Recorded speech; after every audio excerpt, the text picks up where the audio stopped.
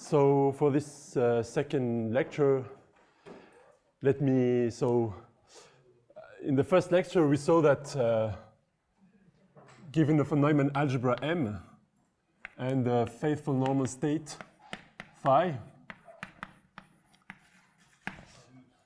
we looked that in many cases, many examples, we have that this bicentralizer is contained into the centralizer. We saw many examples using cross products for actions of discrete groups and semi-finite von Neumann algebras. And I hinted the last time that there are actually counterexamples to this, and I made the promise to give you today an example of a von Neumann algebra factor and the state phi such that the centralizer is trivial. And M is non-trivial, of course. So actually, it's not easy to construct such a state. So I will try to give you an example today. But first, a little bit I want to state a result that we proved recently with Stéphane.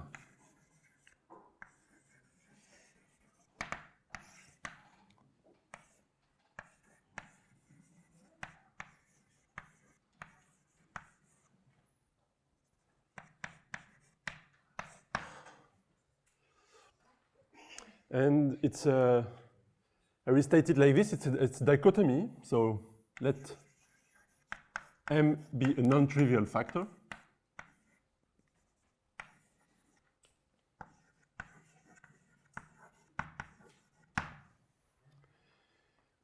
Then we have a dichotomy.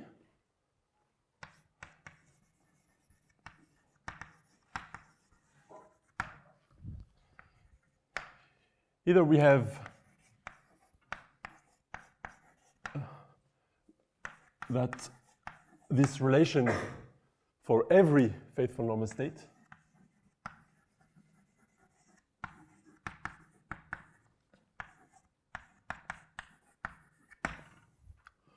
or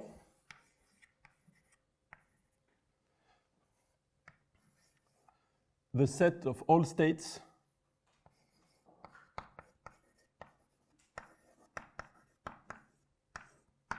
such that the centralizer is trivial is a dense G delta in the set of all states.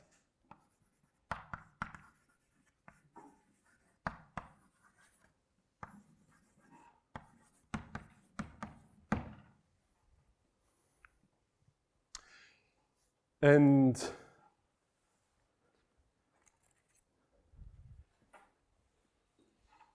this dichotomy between two, so we have two classes of factors, and we will see that those ones are those that are called type 3-1 factors.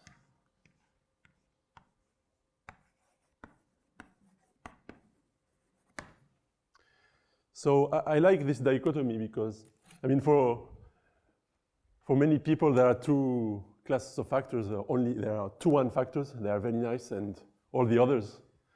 For me, it's you have two classes of factors. You have the type 3-1 factors and all the others. And I like those very much. So I hope to convince you that there are many interesting and deep problems about type 3-1 factors. And essentially, this result tells you that all these factors, they behave somehow very closely. I mean, you can always use techniques from 2-1 factors to reduce problem, I mean, to 2-1 factors.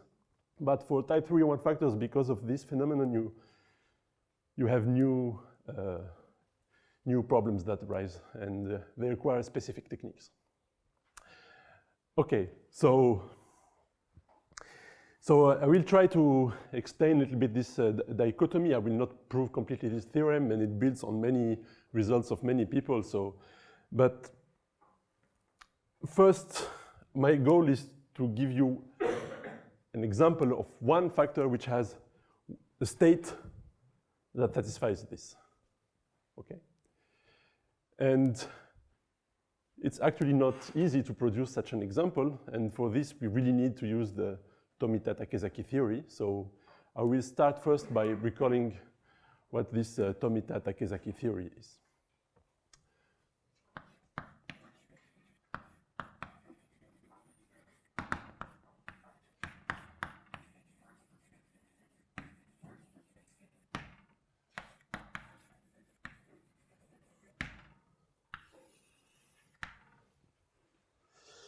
So let me first introduce a notation, which is more than a notation. It's a bit of an intuition. So when we can put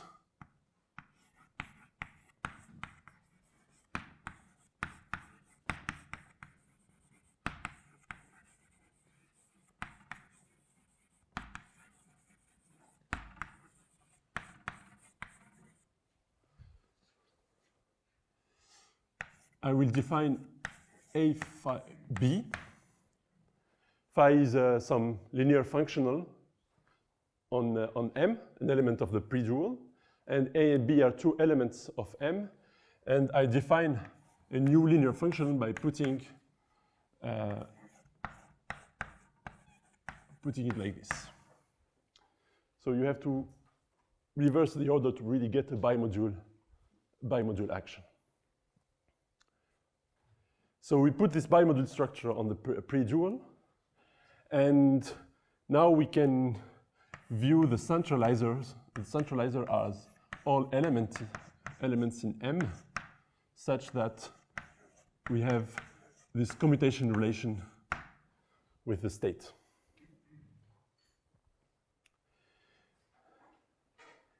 Now, the starting point of the Tomita-Takezaki theory is to try to understand what happens when you don't have this really commutation between A and phi. Maybe you have another commutation relation. So given A in M, is there B in M such that we at least have a commutation relation like this? Can we have some relations like this? In this case, okay, A does not centralize the state, but still we have this commutation relation that we can play with. And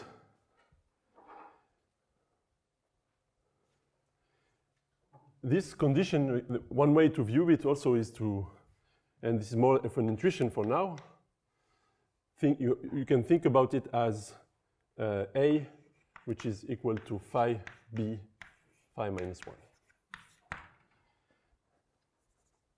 And so the point of the Tomita-Takezaki theory is to try to make sense of something like this.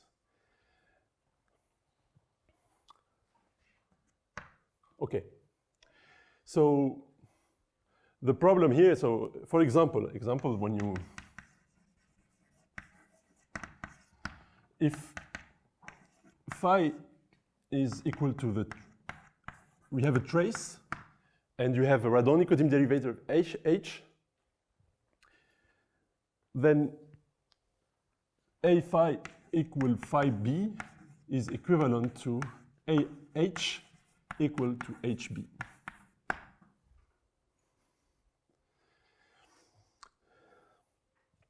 And H here is just, exactly, H is not necessarily bounded, it's just an element of the L1 space of the trace, a positive element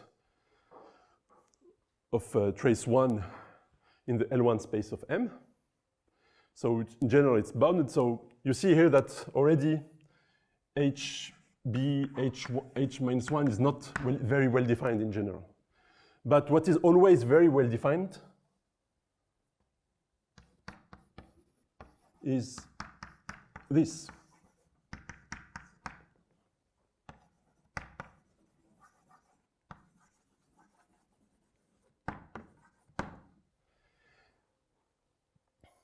And what is even better is that this one parameter automorphism group, which is inner in this case because it are unitaries in M, this one is well defined even if H is not bounded.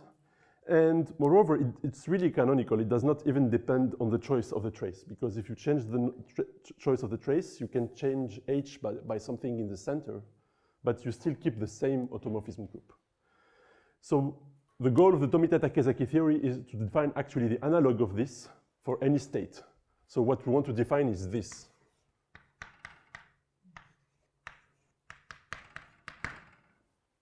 We want to define this. So we want to define one parameter group of automorphism that plays the role of this, which is for now just a notation, okay? Okay. So where are the buttons to, oh, it's the other side.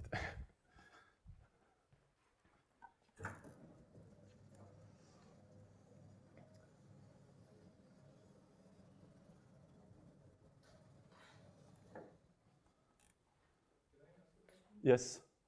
So in your theorem, yes. if a factor is in the second set, yes. it is 3-1. Yes. Okay. It's equivalent to being 3-1, actually. It's equivalent. Yes, it's a characterization of 3-1 factors, type 3-1. But you showed last time that any cross product is satisfies the first property. I said that for cross product, for states that come from the measure space, you have that property. Yeah, but these are very specific states. Yeah, indeed. And actually, this will be the point of the Connes Bicentralizer problem, is that even though you have this G delta dense set of states which satisfy this, maybe there are some very specific states for which the first relation holds. And this actually is a big open problem, which we will discuss later in the lecture. Okay. So, in order to state the theorem of Tomita and Takezaki, I need to consider one parameter automorphism groups and analytic continuation. So,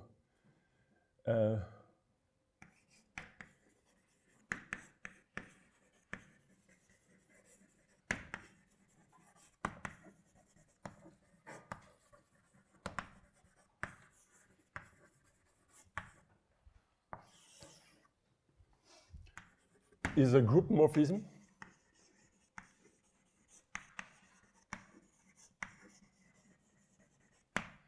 alpha from R to the automorphism group of M such that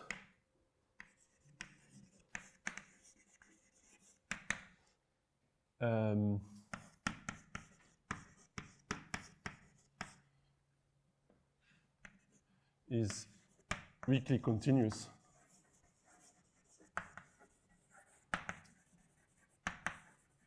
for all x. So meaning that if you put here a state, you apply a state, you get a continuous function for every x and every state you use. So when you have this situation, what we want to define is to define what alpha z is for every, so define alpha z for z a complex number. And the way to define this is to say that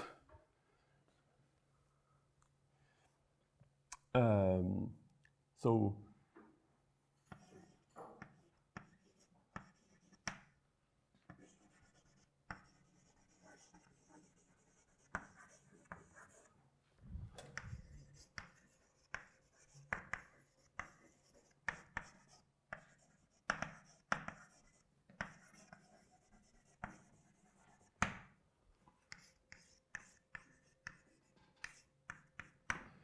what is the domain of alpha z? It's all the elements x in M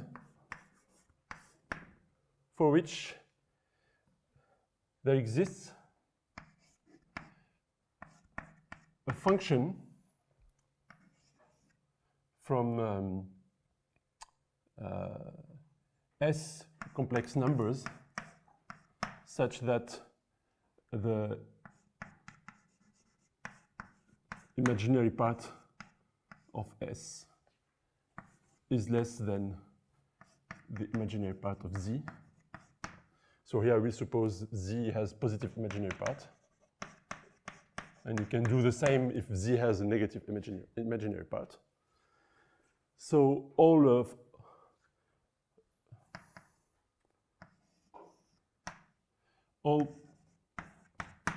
x for which there exists a function f that is continuous,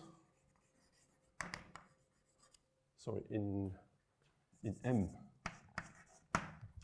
that is weakly continuous,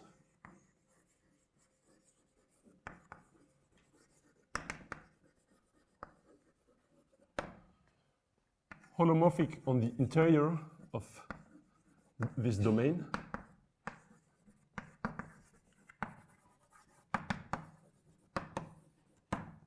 and f of t is equal to sigma, the alpha t of x for all t.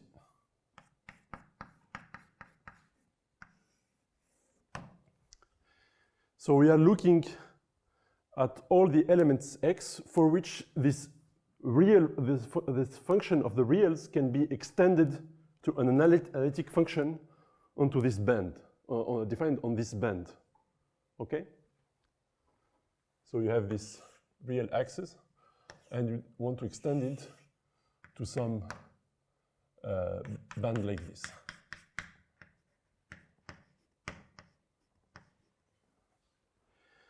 And then you define for such x in this domain, we let alpha z of x to be f of z. This is well defined because when a function like this exists, it is unique. Okay, so this is very well defined. Okay, so this in general defines a nice closed operator, but what is perhaps not completely obvious is that such an operator has a dense domain. But this is something that Omar explained in the morning, that you can always smooth elements. So there is a smoothing technique if you want to build elements that are in this domain. So if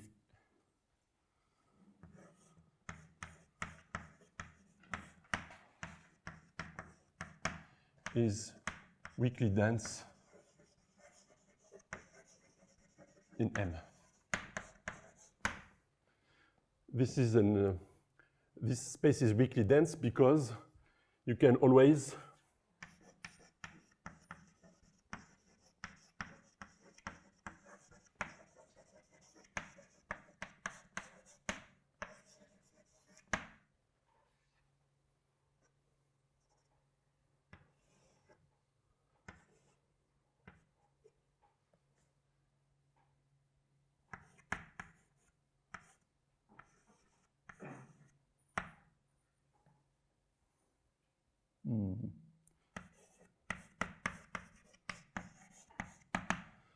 and some normalization constant that I don't want to explicit because I don't know it. So you can, when you have, so it's alpha t, right?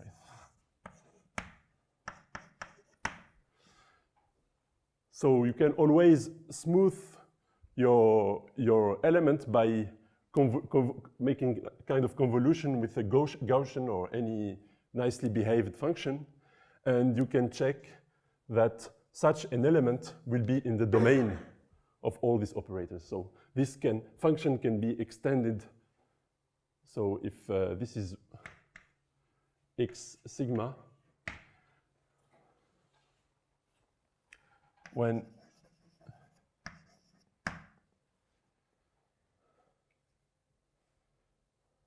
sigma goes to 0, x sigma converges to x, and x sigma will be in this intersection.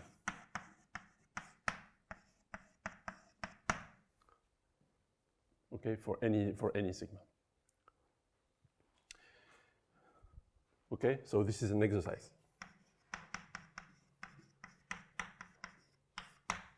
Just have to compute what is alpha s of x sigma and check that it extends to complex numbers. Okay.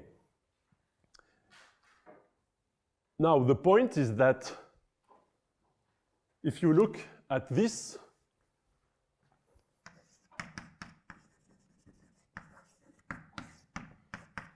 if alpha t is the interior automorphism associated to some positive element h, then alpha z is just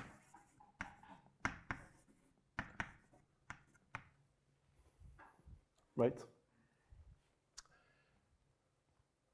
IZ, sorry.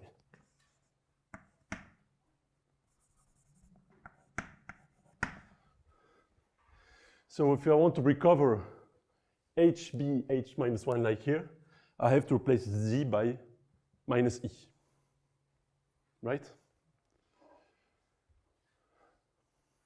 So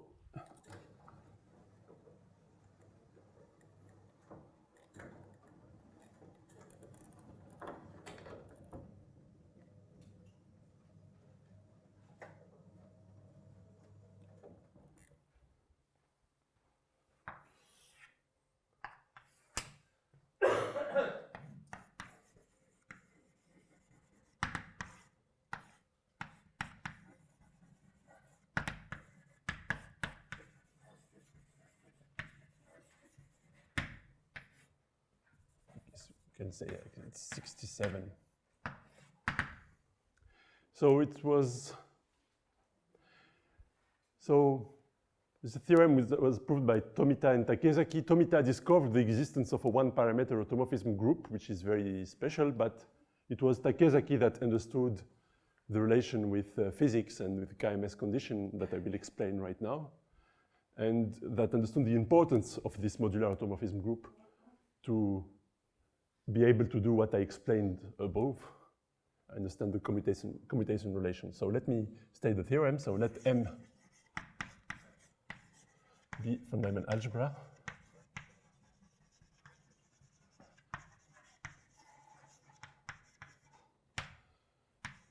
Phi faithful normal state on M. Then there exists a unique one parameter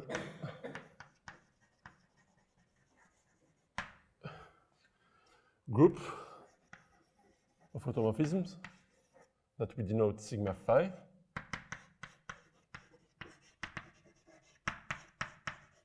such that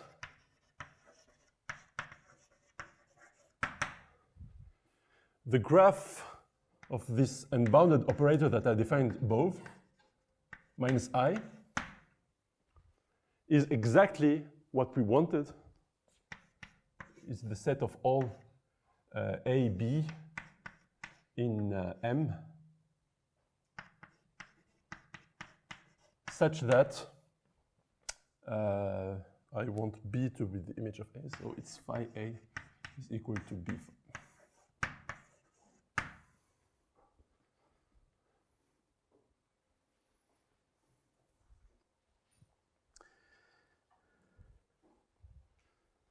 So the intuition is that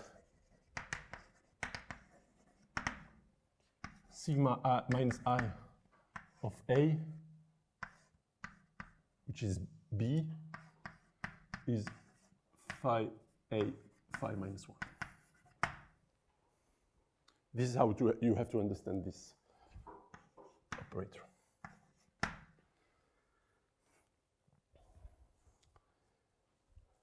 So, in some sense, this one-parameter automorphism group describes the commutation relations between an element of the algebra and the state phi. Okay? It tells you how you can take an operator from one side to the other. You have to modify it, and you can only do it for, not for all elements, but only for a dense set of elements which are in the domain of this operator. Okay?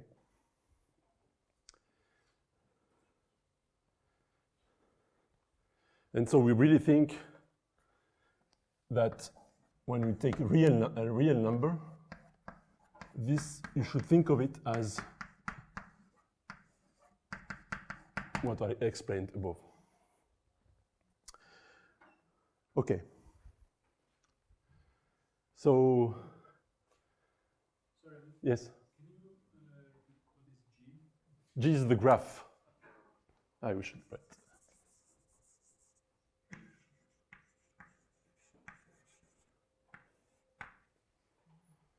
So it's just the set of all A's such that A is in the domain of the operator and B is the image of A.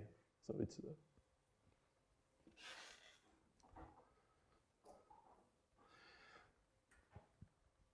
okay, so let me just to show you how to use. Yes? Since I really like this as a statement, are you sure that you don't have to put, to get uniqueness, that the one parameter group preserves phi? It's a consequence of the definition, so properties. Sigma phi preserves phi. It's automatic from this condition. So how do you prove this? Let X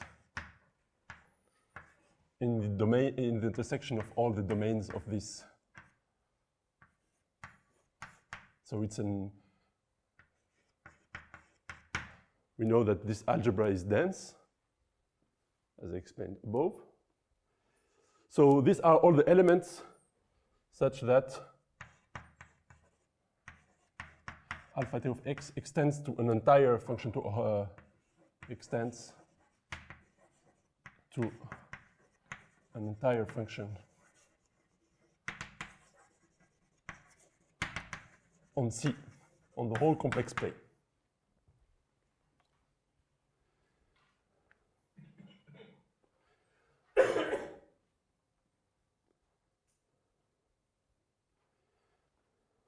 And what we know is that phi x must be equal to, it's sigma here, sigma minus I of x, phi.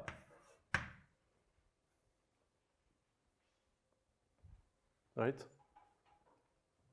So this means that phi of x, in particular, if this means that phi of x is equal to this.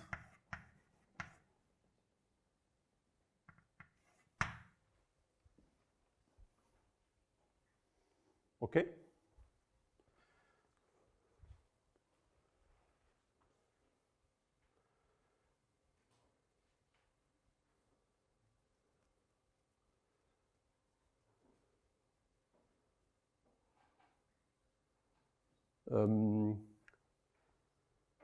Yes. Yeah, and this implies that, so, and iterating this means that this is equal to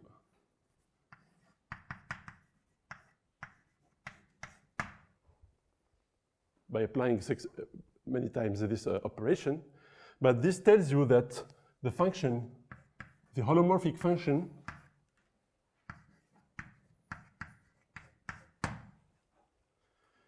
is bounded.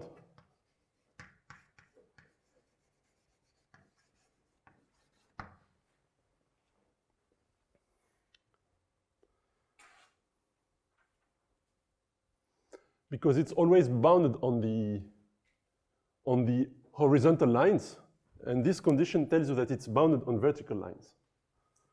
So it must be constant.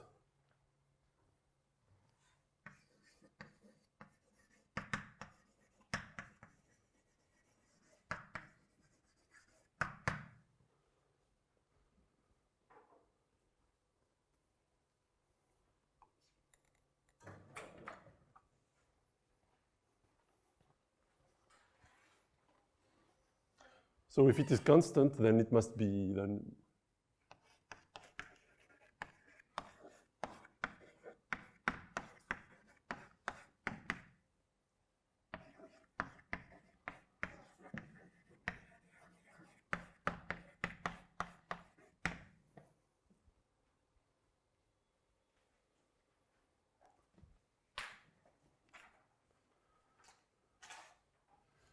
Okay, so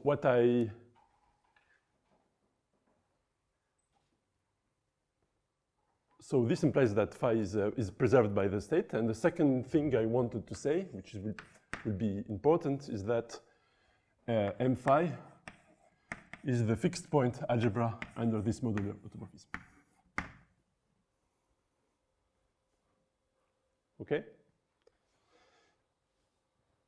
So how do you show this? Again, it's the same kind of argument. So if you have A phi, which is equal to phi of A, then this means that, so take A in M phi, we have this relation, so this implies that A is in the domain of this operator, and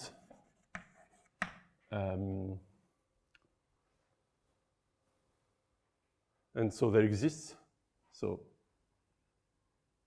and, sorry.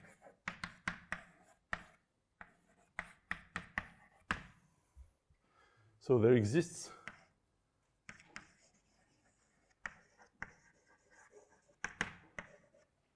a function f from this band dz into M, holomorphic on the interior,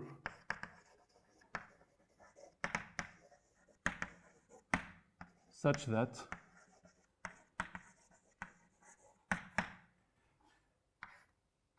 f of t is equal to sigma t phi of A, and f of E plus t is equal to sigma t plus I of A, and this is just sigma t of sigma minus I of A. So here it's minus I, which is sigma t of A. So f minus I plus t is equal to f of t. And once again, because of this periodicity,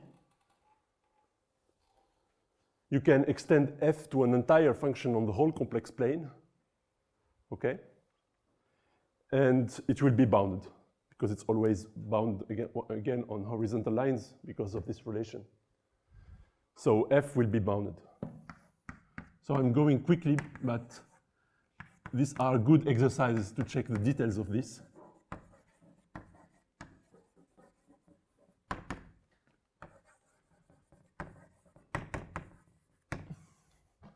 So once again, it must be constant. And so this is constant. So this is always equal to A. Okay?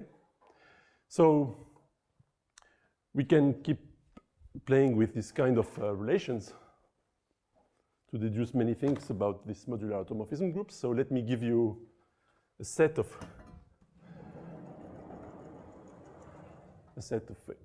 things you can check, exercises. Yes? A little bit closer to the what is M sigma phi? M, it's the fixed point algebra, sorry. Yes, so I'm saying that the centralizer is the fixed point subalgebra. So if an element is in the fixed point subalgebra, then it will satisfy this relation because it will be in the domain of this operator and it will be fixed by this operator. And so it will be in the centralizer. And what I showed here is the converse. So if you have something in the centralizer, then if you have something that is that is in centralizer, then it is fixed by the whole modular automorphism. Sorry? Yeah, with the generator, yes, exactly. Not any point. You have to take sigma minus I. Okay, so other things you can check. Similar kind of exercises playing with complex analysis is that if we have x phi, which is equal to lambda phi of x, or rather I should write it like this.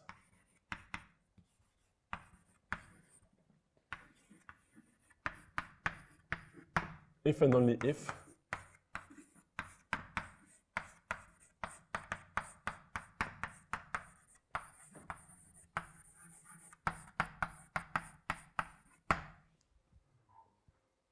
okay? So this is what we call an eigenvalue of the state or of the modular automorphism group. So you can have this kind of vectors, kind of elements of M, which satisfy this very simple commutation relation without being in the centralizer. And another exercise which is very nice that we,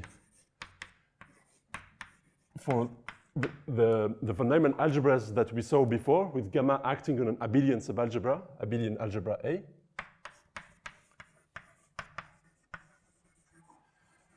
So this is non-singular action. And for the state phi, which is mu composed with the conditional expectation, where mu is a probability measure on A.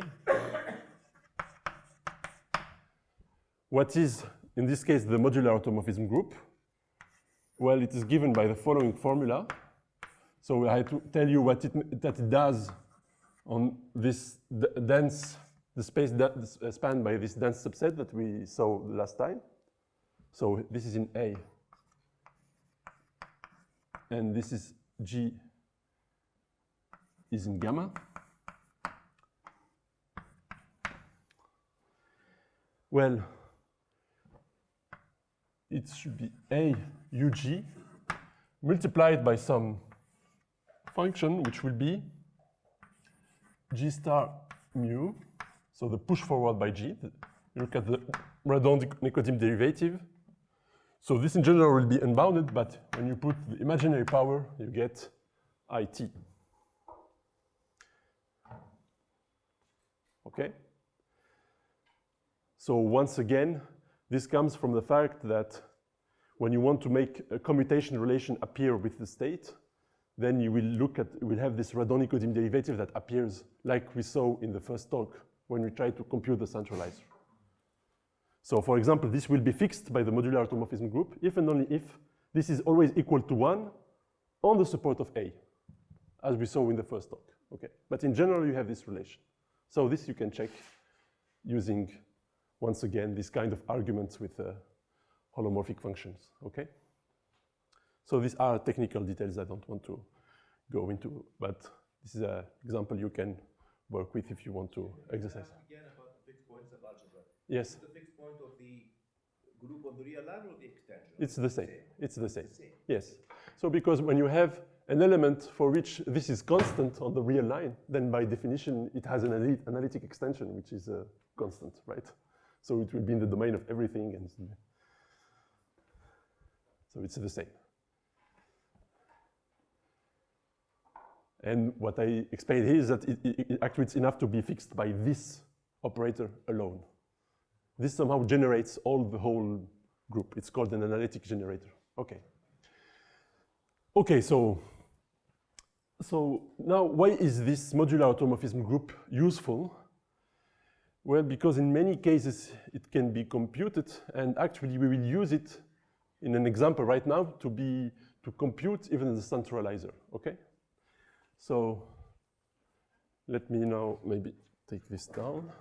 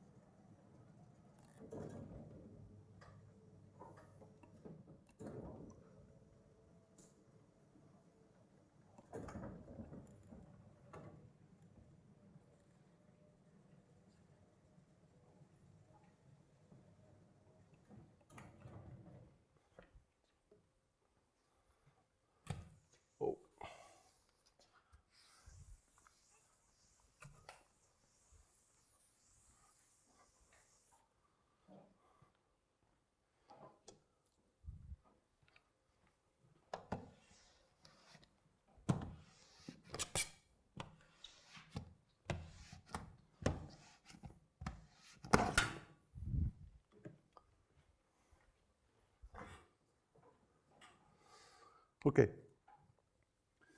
So I will now give you an example of a factor M with non-trivial factor with this. So in general, it's hard to check this, you know, if you just take a random element in the centralizer and you want to, especially if your algebra is defined by some generators, how do you check this? This condition you cannot check directly on generators. But actually what we will show, in fact, we will have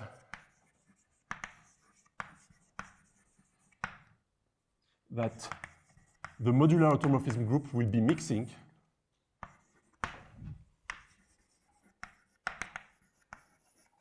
meaning that this function converges weakly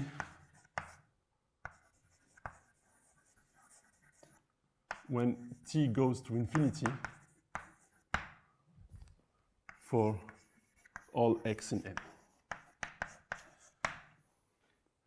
So if you have this, you know that any element of the centralizer must be trivial because it must be fixed by the modular automorphism group, but this converges weakly to a scalar. And the point is that this condition it's a condition that you can check only, it's enough to check it on a dense subset. So you can check it on generators. So this is much easier actually to check than trying to prove directly this, okay? So we want to produce an example of a fundamental algebra that satisfies and the state that satisfies this. And actually, so this is a construction by Herman and Takesaki.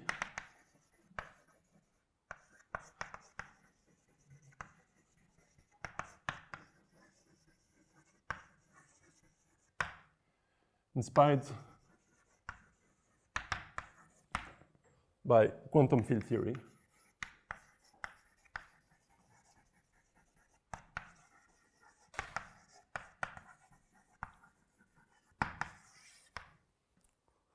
Okay. So I want to explain this construction now. So as I said, it was Takesaki that understood the relation between the work of Tomita, who was more interested in the non-unimodular groups, the one that Omar doesn't like. So Tomita was studying the regular representation of non-unimodular groups, and that's how he came to study these kind of things. But Takesaki understands the relation with physics, and so this was in the 70s, I think, even 1970. So it was a few years after this discovery. And so the construction is the following one. So let H be a Hilbert space.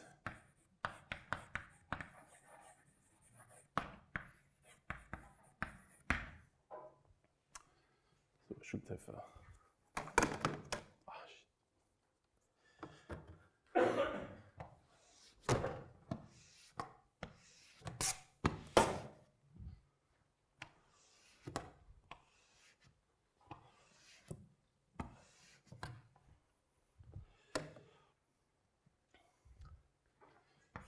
Let A, what we call the canonical anti-commutation relation algebra, associated to H, it's the universal C-star algebra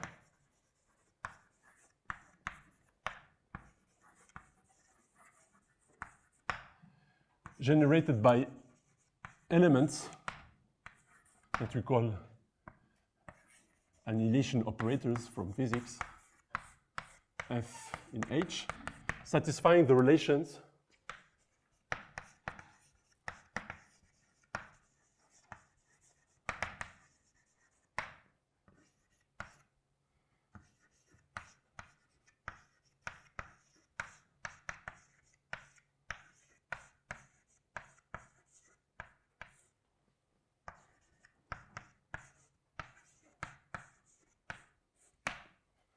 and the second relation, which is the anti-commutation relation,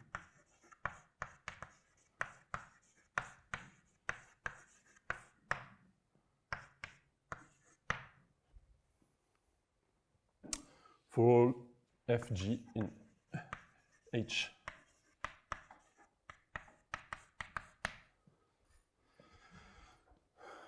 So this condition implies, when you put G equal to F, implies that AF is bounded. So this universal C-star algebra is well defined. And it's a C-star algebra which plays a role in describing quantum field theories.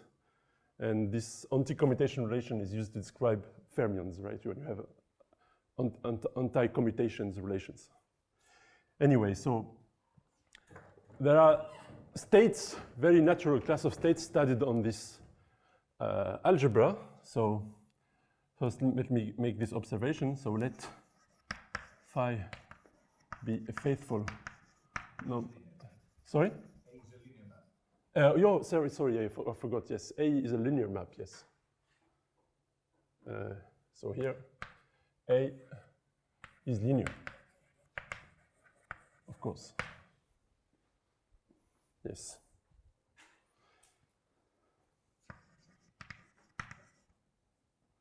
Faithful state on A. Then there exists a bounded operator on H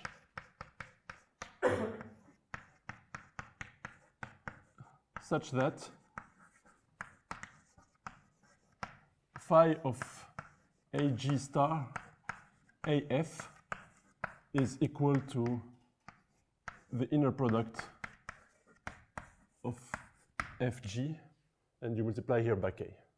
So what I'm saying is that if you look at this bilinear map, or sesquilinear map, like it's a new inner product on the Hilbert space that is bounded because of this relation. It will be bounded by the inner product that we started with. So there is some operator, positive operator of norm less than 1, such that you have this. So this is just true for any state. And there is a very specific and nice class of states which are called quasi-free states that are studied by physicists,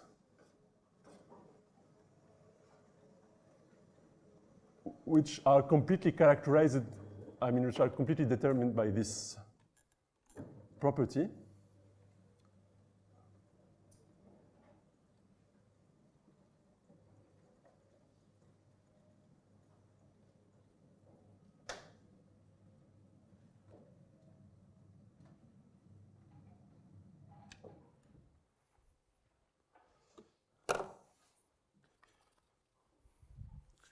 It's really annoying to use this.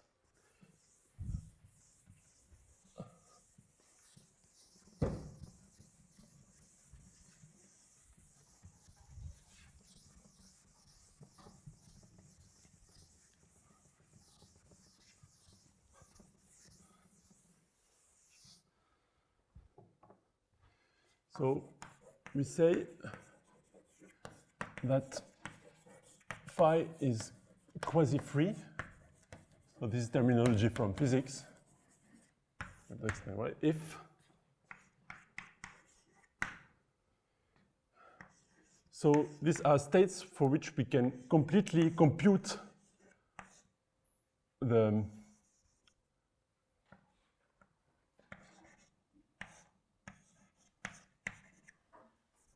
so you have some elements in this order.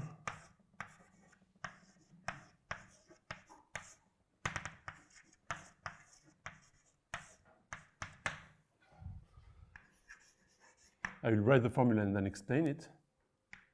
Here you have m, some integer m.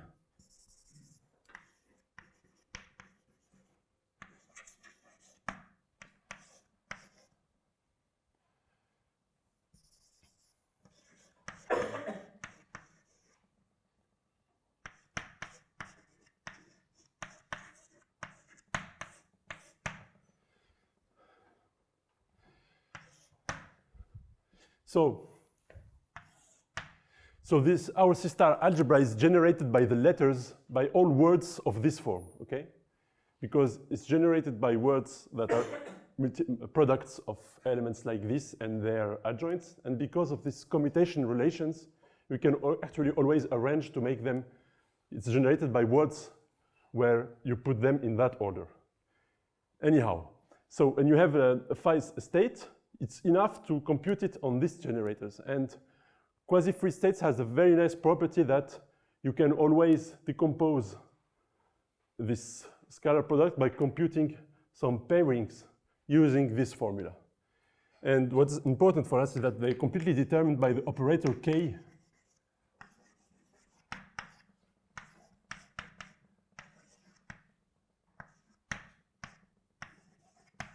that I introduced there. Okay? And when you can show that whenever you have an operator, a positive operator, positive contraction, then you can find a state that satisfies this relation. You can produce a state like this. It can be constructed using Fock space constructions and everything. So I don't care about how they are constructed. Let's admit that you have a state like this. Now I claim that you can choose a state like this for some bound operator such that you will have the mixing property that I claimed, okay? That the modular automorphism group will be mixing. And for this, I have to understand what is the modular automorphism group of this. So I have to understand the commutations relation with the state. And this is a very nice computation that we can make. So we have that phi of AG star AF plus phi of AF AG star. Because of my relation, this must be equal to phi of FG, which is just FG, right?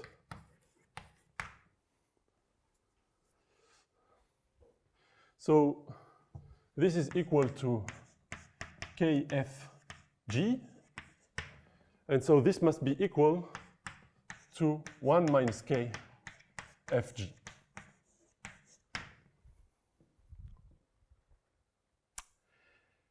So then I know how to make this, to find the right commutation relation. So what I need to do is just to say that phi of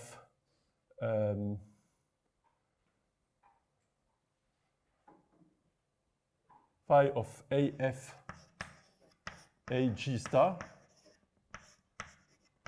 this is equal to phi of AG star. And here I have to put the correct thing. So this is 1 minus K FG. So here I have to put 1 minus K times K minus 1 F.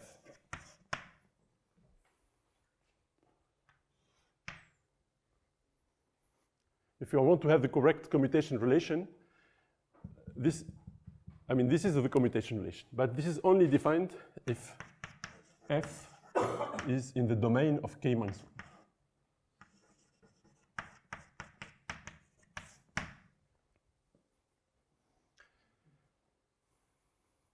Okay. Well, this tells us what the modular automorphism group should be, because now we know we have this commutation relation. So now let delta to be 1 minus K minus 1. This is a unbounded positive operator, a priori.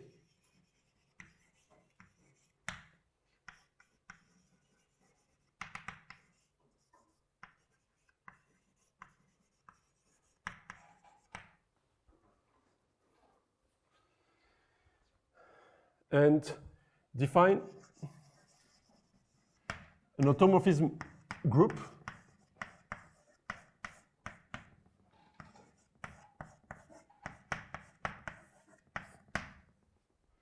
if you apply a unitary to elements of the Hilbert space. This acts by automorphisms of the Hilbert space, so it preserves all the relations that I explained, so it extends to an automorphism of this universal C-star algebra that I defined. And if F is in the domain of delta, then sigma minus I of AF must be equal to A of delta F.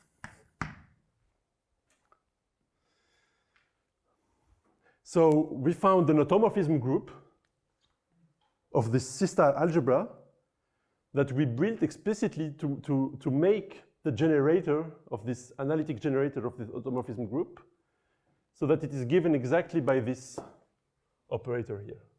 So by definition, this sigma minus I verifies this condition on the Tomita-Takezaki theorem. Well, for this two elements in the formula. But because of this formula, you can check, it's really computation, that you will have the same thing if you put any operator instead of AG of star. Any word like this, if you put it here, you will get the same commutation relation. Okay? So I don't make this computation, but check. So exercise, if you like combinatorics, check that A phi, AF phi is equal,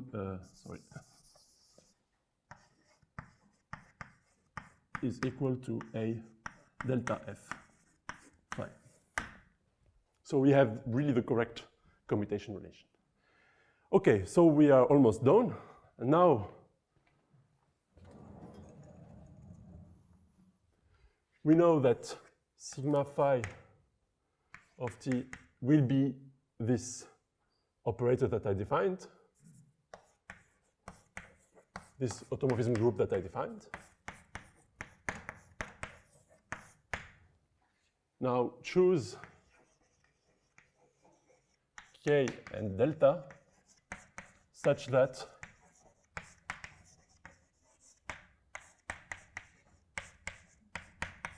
is mixing.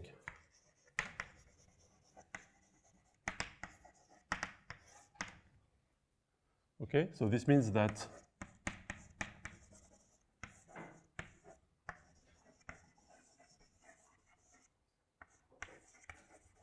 for all xa in H. Then by construction, we have phi of A star G, AF,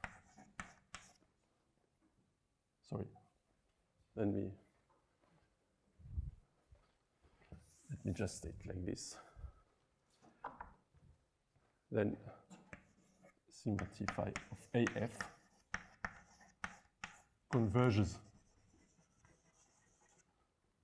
weakly to 0 for all F.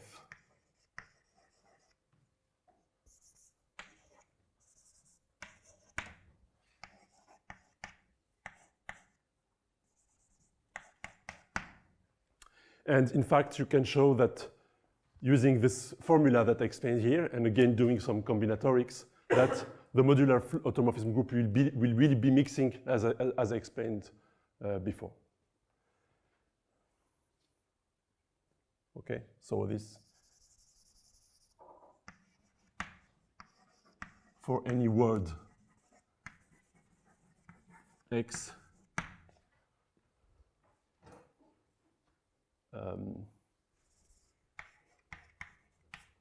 as above. Okay? Yes? Yes, exactly. The whole point of using quasi-free states is that everything is computable and everything is determined by this condition. So you have always some kind of computations to make, but actually everything reduces to computing inner products. Okay. Choose K and delta. So I'm just. So it's not clear how you choose K because K seems to be determined by. But, yeah, K is determined by phi, but I'm saying that for any K that you choose, you can find state phi that satisfies this. Yeah, so this is the, so if you want to make delta to be mixing like this operator to be, this unitary group to be mixing, you just need delta to have, for example, an absolutely continuous spectrum. And so if you take K to have an absolutely continuous spectrum, this is enough. So there are many technicalities here, but of course, this whole thing happens on the C-star algebra. Then you have to extend this to the von Neumann algebra generated by JNS construction to get an example of a von Neumann algebra and everything. But that's the main idea. So it's really, I really love this construction because you cannot really think about this kind of thing if you are just a mathematician, right? You need to have this inspiration coming from physicists. So it's really a nice example. And okay, so this will be enough for today. Let me just say that in the next lecture, I will explain what the type 3-1 factor is, see different characterization, and then we'll start talking about the Connes Bicentralizer problem, which is